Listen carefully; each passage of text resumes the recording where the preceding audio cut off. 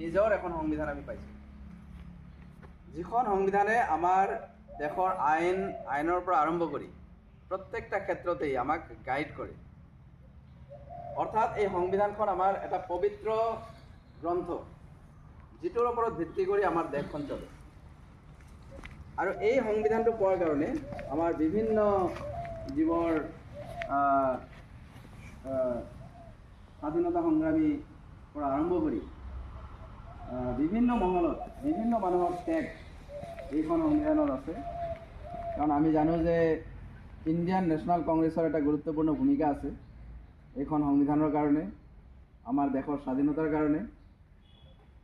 আৰু এই সংবিধানৰ যিটো প্ৰিএম্বল, সেই প্ৰিএম্বলত চাৰিটা ৱৰ্ড খুব গুৰুত্ব সহকাৰে লিখি ৰখা হৈছে। এই চাৰিটা ৱৰ্ড হ'ল জাষ্টিছ, ইকুৱেলিটি, লিবাৰ্টি আৰু ফ্ৰেটাৰ্নিটি। এই চাৰিটা ৱৰ্ড খুব ইম্পৰ্টেণ্ট।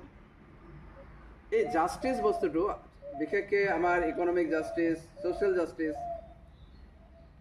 খুব গুৰুত্বপূৰ্ণ, খুব গুৰুত্ব দিয়া হৈছে ইয়াতে। তাৰ লগতে লিবাৰ্টি আৰু ইকুৱেলিটি। লিবাৰ্টিটো আছেই, কিন্তু এটা কথা আমি মনত ৰাখিব লাগিব যে লিবাৰ্টি বা স্বাধীনতাৰ লগত আমাৰ যিখিনি দায়িত্ব বা ডিউটি বা আমাৰ যিখিনি কৰ্তব্য, সেই বস্তুখিনি স্বতঃস্ফূৰ্তভাৱে আহি যায়। লিবাৰ্টি বা স্বাধীনতা বুলি ক'লে আমি বহুতে ভুল বুজি পাওঁ যে স্বাধীনতা মানে এনেকুৱা নহয় যে ফ্ৰী অফ কষ্ট স্বাধীনতাটো নাহে। প্ৰত্যেকটো চিটিজেনৰ কিছুমান কৰ্তব্য থাকে আৰু সেই কৰ্তব্যবিলাক আমি পালন কৰিব লাগে, আৰু কৰ্তব্য পালন কৰাৰ লগতে আমি স্বাধীনতাটো পাই যাওঁ। তাৰপিছত ইকুৱেলিটি। এই ইকুৱেলিটি বস্তুটো অকণমান বহুতে ভুল বুজি পায়। ইকুৱেলিটিৰ লগতে একুইটি ৱাৰ্ডটো খুব ওতঃপ্ৰোতভাৱে জড়িত হৈ আছে। ইকুৱেলিটি মানে এবছলিউট ইকুৱেলিটি হ'ব নোৱাৰে।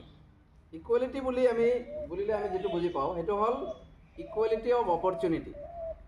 আৰু সেই অপৰচুনিটিটো সকলোৱে ইকুৱেল পাব সেইটো হ'বই নোৱাৰে যদি একুইটি ৱাৰ্ডটো নাথাকে। একুইটি মানে আমাৰ যিখিনি যোগ্যতা, সেই যোগ্যতা অনুসৰিহে আমি সুবিধাখিনি পাব পাৰোঁ। অৰ্থাৎ যাৰ যিমান প্ৰয়োজন সেই অনুসৰিহে সুবিধা হ'ব পাৰে, ইকুৱেল অপৰচুনিটি হ'ব নোৱাৰে। গতিকে ইকুৱেলিটিৰ লগত একুইটি ৱাৰ্ডটো জড়িত হৈ থাকে। আৰু সেইকাৰণে আমি যেতিয়ালৈকে একুইটি বুজি নাপাওঁ তেতিয়ালৈকে আমি ইকুৱেলিটি বুজি পোৱাতে অলপমান প্ৰব্লেম হৈ যায়।